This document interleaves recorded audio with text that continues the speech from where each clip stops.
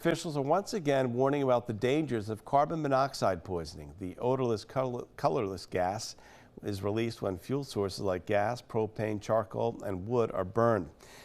Carbon monoxide poisoning is much more common in the winter as people work to get warm. Because you can't see it or smell it, firefighters are urging everyone to make sure they have a carbon monoxide alarm and check that it's working properly. Test them every time you change the batteries.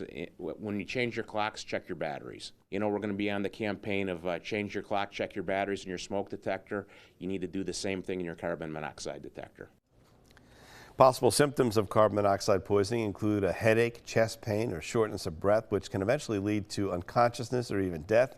If you suspect that there is a carbon monoxide leak in your home, get out immediately and call 911.